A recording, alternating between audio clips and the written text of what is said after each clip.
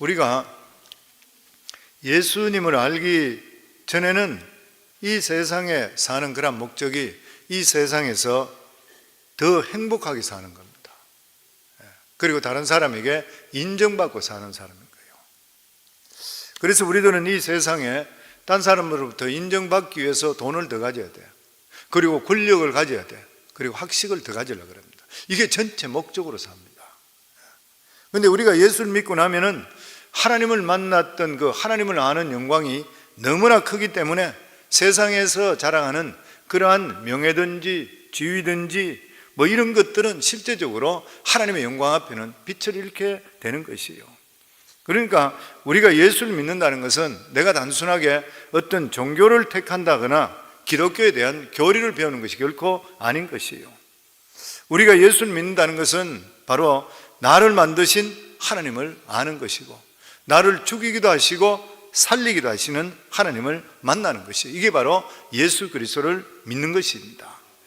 우리가 진정으로 예수님을 믿게 될 때에 살아계신 하나님을 만나게 되는데, 그러면 지금까지 살아 있었는 줄 알았었는데 실제로 내 영이 죽었다는 걸 알게 되는 거예요. 지금까지 내가 열심히 그냥 살아가고 있는 줄 알았더니만 내가 멸망의 문턱을 향해서 가고 있었다는 것을 알게 되는 것이에요. 우리가 예수님을 나의 주, 나의 하나님으로 영접하게 되었을 때에 하나님과 우리 관계의 원수 관계가 해결되어 버립니다. 그리고 하나님께서는 나의 아버지가 되시고 나의 모든 미래를 축복해 주시는 것입니다. 이때 우리는 하나님의 살아계시는 그러한 영광을 체험하게 되는데, 하나님의 영광 앞에 가게 되면 이 세상의 모든 욕망은 다 형편없는 쓰레기같이 느껴지는 거예요. 그래서 오죽했으면 사도 바울은 내가 자랑하던 모든 것을 배설물과 같이 여긴다. 우리 인간들이 이 세상에 사는 목적이 바로 여기 있습니다. 바른 하나님을 만나고 바른 하나님의 축복을 받는 것이에요. 그래서 예수 믿는 사람은 이미 예수를 믿었다 그러면 이 세상에 원래적으로 따지면 목표가 다 이루어진 사람입니다. 왜냐하면 우리 죽음은 영원한 천국이 기다리고 있기 때문인 것이에요. 그런데 이제 가장 어려운 문제가 뭐냐면은 우리가 예수 믿고 죽지 않고 살아있다는 거예요. 살아있으면서 이 세상에 살아가는 우리가 예수 믿은 사람으로 따질 때는 목표를 다 이루었지만, 우리가 예수 믿거나 살아있기 때문에 우리가 무엇을 위해 몸부림쳐야 되느냐는 거예요. 우리는 이미 구원을 받았습니다.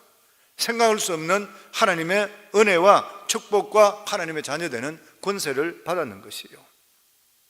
그럼 우리 예수 믿는 사람이 가장 어려운 것이 도대체 예수를 믿고 난 뒤에 무엇을 위해 살아야 되느냐.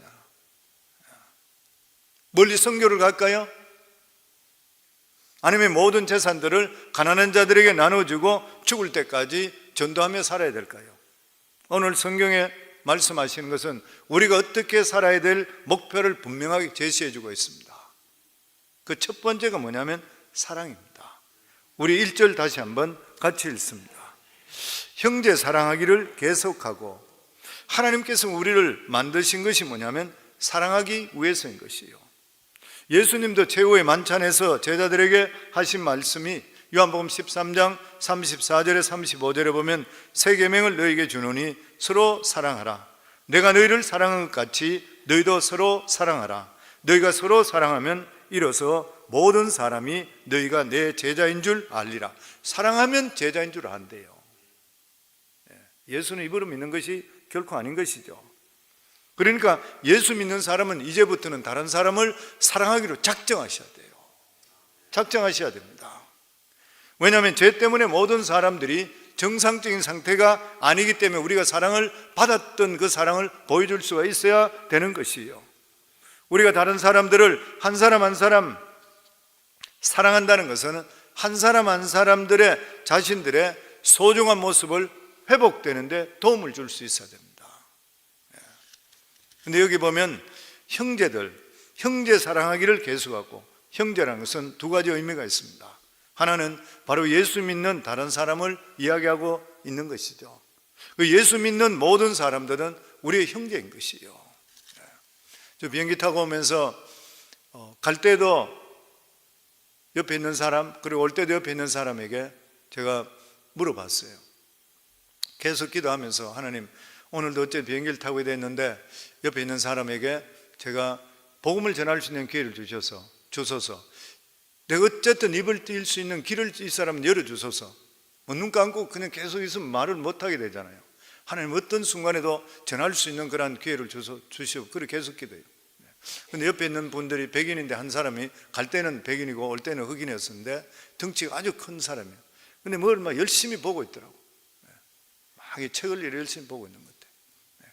그래서 제가 이따가 보면서 네가 읽는 책이 무슨 책인지 모르지만 굉장히 아마 좋고 너한테 관심이 많은 책 같구나. 그렇기 때문에 네가 그렇게 보고 있구나.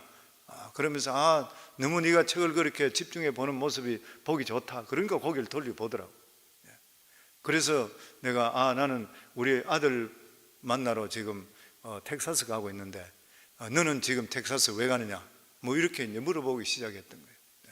그러니까 거기에 자기 딸이 있대.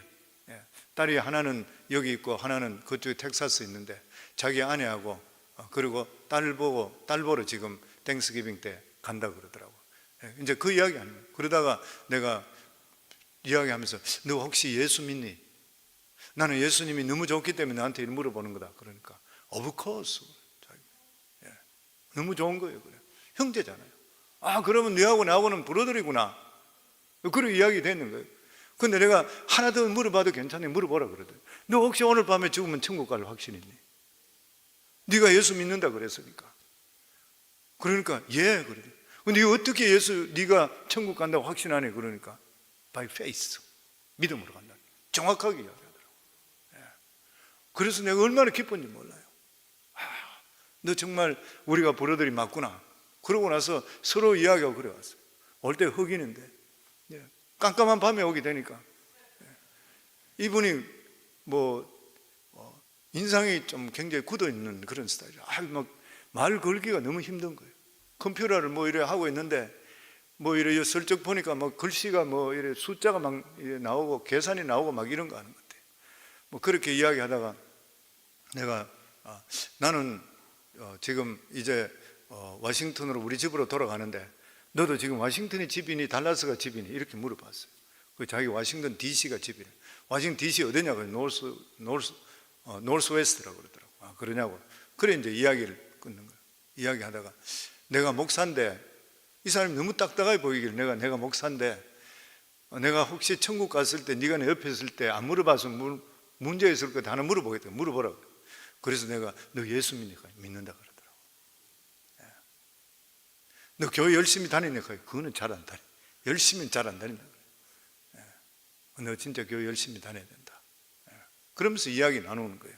그러니까 우리가 믿음 안에 같이 있다는 것은 한 형제가 되는 이유가 뭐냐면 같은 성령이 계시기 때문에 그렇습니다. 우리 속에 같은 성령이 계시기 때문인 것이에요.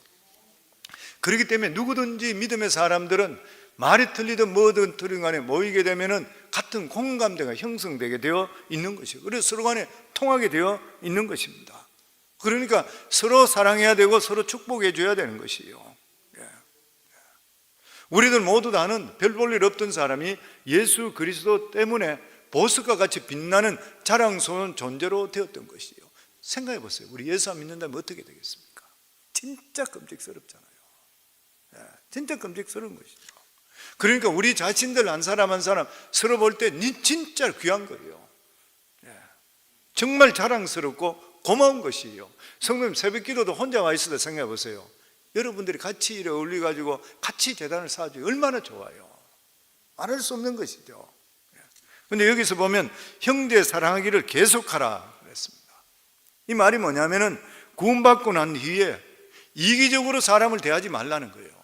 이기적으로 대하지 말고 자기 욕심을 찾아가지 말라는 것이에요. 우리가 예수를 믿음을 통해서 우리들은 실제적으로 이 세상에 사는 모든 목적을 이룬 사람입니다. 왜냐하면 우리에겐 천국이 기다리고 있기 때문인 것이죠. 우리는 당장 죽어도 영생을 얻는 것이에요. 또 뿐만 아니라 죽기 전에도 살아있는 동안 하나님께 주시는 하나님의 자녀의 축복을 받게 되어 있는 것이에요. 그럼 이제는 우리가 이 세상을 어떻게 살아야 될 것인가요? 가장 불쌍한 사람이 누구냐 하면은 예수를 만난 후에도 믿지 않는 사람과 같이 욕심 때문에 살아가는 사람이에요. 가장 불쌍합니다. 이게 예수 믿지 않는 것보다 더 못한 것이에요, 보면. 물론 우리는 예수 믿는다고 해서 당장 천국 가는 것은 아닌 것입니다. 우리는 어차피 이 세상에 살아야 하는데 여전히 세상은 좋은 것들이 너무나 많이 있는 것이에요. 우리가 이 세상 살기 위해서는 세상 사람들이 원하는 조건을 채워줘야 되는 것입니다. 그럼에도 불구하고 우리가 궁극적으로 이 세상에 사는 목적은 사랑을 위해서인 것이요. 그래서 우리는 욕심 있는 그런 짓은 하지 말아야 돼요. 우리 예수 믿는 사람들은 남을 위해서 손해볼 줄 알아야 됩니다. 성도님들, 내가 이것을 택해서 다른 사람을 통해 내가 이익을 취하겠다 그러면 그 사람 절대로 바른 신앙이 될 수 없습니다. 교회 안에서도 마찬가지죠. 내가 이것을 통해 유익을 바라겠다 그러면 그 사람 절대 복 못 받습니다. 남들한테도 손가락질 받고 하나님으로부터 징계받게 돼 있어요. 항상 내가 남을 위해서 무엇인가 내가 더해줄 수 있을까? 저 사람을 위해서 내가 뭘 베풀 수 있을까? 그럴 때 하나님 복이 내리게 돼 있어요. 우리 2절 말씀입니다. 같이 읽겠습니다. 손님 대접하기를 잊지 말라. 이로써 부지 중에 천사들을 대접한 이들이 있었느니라. 예수 믿는 사람들은 너무 이기적이나 폐쇄적이어서는 안 된다는 것이에요. 우리는 주변 사람들에게 관심을 둬야 됩니다. 마태복음 25장에 보면 예수님께서 소자 하나에게 관심을 가진 것이 예수님께 한 것이라. 그리고 여기 보면 부지 중에 천사를 대접한 이가 있다. 바로 아브라함에 대한 말씀이죠. 아브라함에 대한 이야기입니다. 아브라함이 천사를 만났을 때 그 당시 이 팔레스타인 목축자들이 낮잠 자는 그러한 시간 정오였었습니다. 그들은 너무 더워서 그 시간에 낮잠을 자고 오후에 일을 했던 그러한 사람이에요. 그럼에도 불구하고 아브라함은 자기 집 앞에 나타났던 세 사람을 보고 이들을 외면하지 않고 정성껏 대접했습니다. 실제로 이 시간에 잠을 자야 되고 그래야지 딴 일을 할 수 있는데도 불구하고 말입니다. 그러나 이 아브라함 그들은 조금도 싫은 내색하지 않고 이들을 영접했고 그리고 대접했고 그 결과 하나님 말씀을 직접 듣게 됩니다. 하나는 사라가 내년 이맘때에서 아기를 갖게 된다는 것, 다른 하나는 소돔과 고모라 성이 그날 멸망시키게 된다는 것이죠. 아브라함과 그 식구들이 귀찮고 불편함을 그리고 기쁨으로 감수했기 때문에 하나님께서 그들을 얼마나 사랑하시고 또한 약속한 이삭을 주시는 시간이 가까웠다는 것을 알게 되었는 것이요. 성도님들, 주를 위해서 하시는 희생이나 헌신은 반드시 복이 임하게 되어 있습니다. 뿐만 아니라 소돔과 고모라의 멸망을 알물 통해서 그곳에 거주하고 있는 조카 롯을 위해 기도할 수 있게 되었던 것이요. 그래서 우리가 너무나 잘 알고 있는 그 유명한 의인 50에서 10명까지 그 유명한 협상의 중보기도가 들어갑니다. 물론 롯과 가족은 살아났지만 소돔과 고모라는 의인 10명이 없어서 멸망해버리고 말았던 것입니다. 그러니까 우리가 남들을 대접하고 남들에게 친절하기 위해서 우리에게 필요한 것이 무엇이에요? 저는 가장 우리 삶 속에 이것이 우리 속에 필요한데 이렇게 하기 위해서는 영적 상태가 건강해야 됩니다. 우리 자신의 상태가. 그래서 우리 삶은 항상 영적으로 최상의 상태를 유지하는 것을 노력해야 되는 것이에요. 왜 그런 것입니까? 우리가 영적으로 우리가 최상의 상태가 되지 않게 되면 다른 사람이 귀찮아지는 것이에요. 내가 은혜가 충만하고 기쁨이 충만하게 될 때 다른 사람에 대해서 마음도 열리게 되어 있는 거예요. 그리고 약간의 어려움이나 수고가 있다 하더라도 내가 기꺼이 그 일을 하게 되어 있는 거예요. 근데 내 자신의 상태가 좋지 않다 그러면 모든 것이 귀찮아요. 그 남들에게 손을 뻗칠 수가 없는 거예요. 그래서 저는 목자들 위해서 항상 기도할 때마다 그 기도 먼저 나옵니다. 하나님, 우리 목자들 가정과 사업과 자녀들에게 하나님의 은혜가 임하고 문제가 없게 해주소서. 그렇게 기도해요. 왜냐하면 자기 코가 석자인데 남을 위해 기도한다는 것 결코 쉬운 일이 아닌 것이에요. 목회자도 마찬가지인 것이잖아요. 예전에 제가 아는 목회자 한 분 계신데 이 아들이 마약을 하는 거예요. 그러니까 그 사모님하고 만나면 계속 울면서 자기 아들 위해 기도해달라 그래. 저희가 들으면서 느끼는 게 뭐냐면 너무 안타까웠지만 두 번째 느낄 때 이분은 자식 때문에 이렇게 매달리고 있으면 이 목회가 바로 되겠나 싶은 거예요. 목자들도 마찬가지잖아요. 왜냐하면 교회 리더들이 복을 받아야 된다고 계속적으로 기도하는 그 이유가 뭐냐면 그 사람들이 바른 복을 받고 자기가 영적 상태가 좋아야지 딴 사람한테 베풀 수 있게 돼요. 목회자도 똑같이요. 목회자도 영적 상태가 좋아야 성도들에게 바른 것을 줄 수 있게 되잖아요, 보면. 그래서 기독교의 경건은 절대로 산 위에서 돌을 닦거나 혹은 수도 생활을 한다고 얻어지는 것이 아닌 것이요. 나도 부족하지만 다른 어려운 천사를 돕다 보면 내가 다시 살아나게 되는 것이요. 그러면서 우리에게 다시 세 번째로 말씀합니다. 세 번째가 뭐냐면 순결한 삶에 대해 말씀합니다. 우리 4절 같이 읽겠습니다. 모든 사람은 결혼을 귀히 여기고 침소를 더럽히지 않게 하라. 음행하는 자들과 간음하는 자들을 하나님이 심판하십니다. 우리가 예수 믿는다고 해서 육체의 정욕이 다 없어지는 것은 아닌 것이요. 우리 안에 여전히 성욕이 있고 그리고 또한 타락한 정욕도 남아 있습니다. 그런데 하나님의 자녀에게 가장 중요한 것이 무엇이에요? 하나님의 자녀에게 능력이 어디서 나와요? 성결입니다. 거룩인 것이요. 거룩인 것인 거예요. 그렇기 때문에 우리는 이 세상에 살아가며 절대적으로 순결한 삶을 살아가야 되는 것이요. 그러니까 하나님 백성과 하나님 모르는 사람의 가장 큰 차이가 뭐냐면 성적인 관계에 있다 생각합니다. 하나님 모르는 사람들은 이 세상을 살아가는 그러한 목적이 뭐냐면 자신의 행복에 맞춰져요. 그래서 인사할 때도 보면 행복하세요. TV도 보면 방송에 보면 다 행복하세요. 행복하신 대로 하세요. 이렇게 이야기해요. 다 그래 이야기하는 것이에요. 그 세상 사람들이 행복을 누리는 방법이 어디 있습니까? 맛있는 거 먹잖아요. 쾌락을 즐기는 거잖아요. 그게 자기들이 행복해지는 거예요. 그게 맛있는 거 잘 먹고 그리고 성적인 욕망을 채우는 것이에요. 그리고 다른 사람에게 칭찬과 인정을 받는 것이요. 그러나 하나님의 백성은 이 세상에 사는 목적이 자신의 행복이 아니라 하나님의 영광을 위해서입니다. 우리는 하나님의 영광을 위해 살면 우리가 진짜 행복해지는 거예요. 아멘. 그래서 우리는 하나님께서 싫어하시고 미워하시는 하지 말고 좋아하시는 거 따라 하시면 돼요. 그러면 자연적으로 우리 삶은 정말 성결해지고 거룩해지고 우리 삶은 기쁨이 넘치는 삶을 살게 되어 있는 것이에요. 사도 바울도 고린도서 3장 5절에 보면 그러므로 땅에 있는 지체를 죽이라 곧 음란과 부정과 사욕과 악한 정욕과 탐심이니 탐심은 우상 숭배라. 땅에 있는 지체를 죽이라. 그리고 첫 번째가 음란이에요. 악한 정욕이라고 해요. 하나님께서는 인간의 성욕 자체를 죄라고 말씀하지를 않습니다. 하나님은 우리 인간에게 이성을 사랑하는 마음을 주셨던 것이에요. 근데 아무리 이성이 마음이 끌리더라도 하나님께서 정해놓으신 법칙을 넘어가는 순간에 마귀의 사랑이 되고 멸망합니다. 그래서 모든 사람은 혼인을 귀하게 여기라. 하나님께 가장 참지 못하는 죄가 뭐냐면 성적으로 문란한 혼인을 어지럽히는 것이에요. 요즘 사람들은 혼인을 너무나 쉽게 어지럽힙니다. 그 이유가 뭐냐면 자신의 욕망과 행복을 절대적으로 생각하기 때문인 것이에요. 그리고 자신의 행동에 대해서 책임지려고 하지를 않는 것이에요. 그런데 하나님께서는 이런 사람을 반드시 심판한다고 분명히 말씀하고 있습니다. 우리 예수 믿는 사람들은 자기의 야망과 정욕을 십자가에 못 박아야 되는 것이에요. 하나님 백성은 아무리 스무 죄를 지어도 들통단하게 되어 있는 것이에요. 왜냐하면 마음을 감찰하시는 분이 성령께서 우리 마음속에 계시기 때문인 것이에요. 아예 죄 지을 생각을 하지를 말아야 되는 것이고 제가 가까이 오지 말게 하고 오해받을 짓은 하지 말아야 되는 것이에요, 보면. 아멘.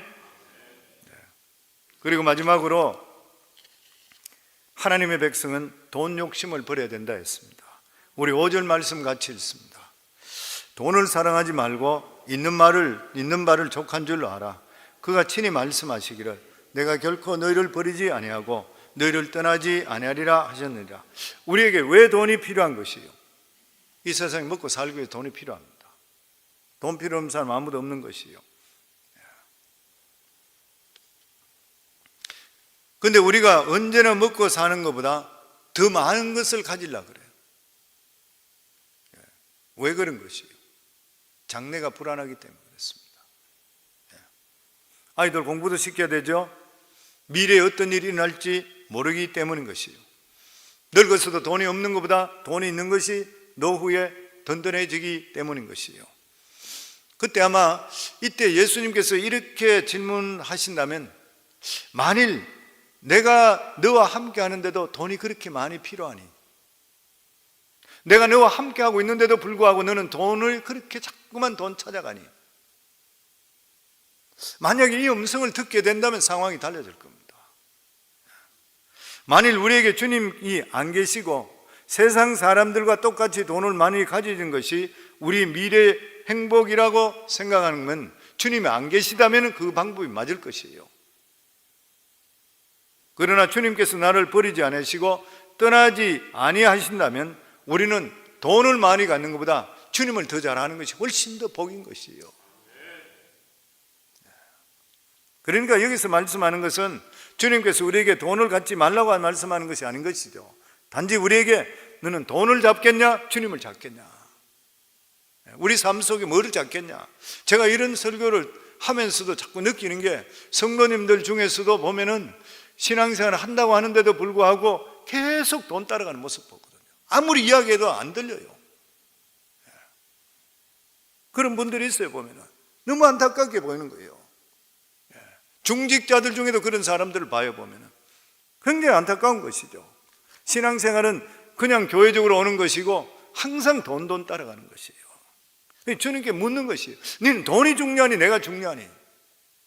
말로는 주님이 중요하다는데 살아가는 사람은 돈 따라가는 거예요. 성경은 돈을 사랑하지 말라고 했습니다. 돈을 모으거나 돈을 버는 자체가 목적이 되어서는 안 된다는 뜻이에요.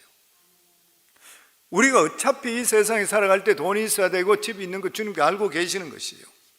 그러나 그것이 절대적인 목적이 되면 우리의 이 세상에 살아가는 목적을 잊어버리게 돼요. 돈을 버는 건 어디까지 수단이 되어야 되지 목적이 되어서는 안 되는 것이에요. 그리고 오늘 여기 말씀 보면 돈을 사랑하지 말고 있는 말을 족한 줄로 알아. 왜냐하면 사람은 자꾸 더 가지려고 그러니까. 이게 어쩔 수 없는 그런 본능인 것입니다. 아마 그렇지 않는 사람은 아무도 없을 것이에요. 그러나 만일 우리에게 돈보다 더 좋은 것이 있다면 어떻게 하겠습니까? 아마 돈보다 더 좋은 것이 있다면 분명히 그것을 택할 것이에요. 그것이 무엇이에요? 하나님을 아는 지식이고 성령의 능력인 것입니다. 이것은 결코 이 세상에 돈으로 살 수 없고 구경할 수도 없는 것이에요. 진정한 보배는 믿음인 것이고 우리 안에 있는 깨끗한 양심인 것입니다. 우리 안에 있는 깨끗한 양심은 돈으로 계산할 수가 없는 가치 있는 것이죠. 이런 엄청난 가치를 두고 불태워 없어지는 시시한 것들에 더 이상 매이지를 말하는 것이에요. 사도 바울은 디모데전서에도 자족하는 마음이 경건에 큰 유익이 된다고 그랬습니다. 디모데전서 6장 6절에 보면, 그러나 자족하는 마음이 있으면 경건은 큰 이익이 되느니라. 사도 바울의 핵심은 돈을 버리는 것이 아니라 욕심을 어느 쪽에 두느냐는 것이에요. 돈 버는 일에 대해서 욕심을 너무 가지게 되면 관심이 그것밖에 없기 때문에 하나님 말씀이 귀에 들어오지를 않는 것이에요. 세상적으로 욕심을 너무 많이 내들 때는 신앙적으로 엄청난 마이너스가 되는 것입니다. 실제로 우리가 열심히 하는 만큼 어느 정도 성취하지만 결과적으로 하나님께서 매듭을 지어주셔야 열매가 맺게 되어 있는 것이에요. 그렇기 때문에 성도님들, 신앙적으로 욕심을 내기를 주의 이름으로 축원합니다.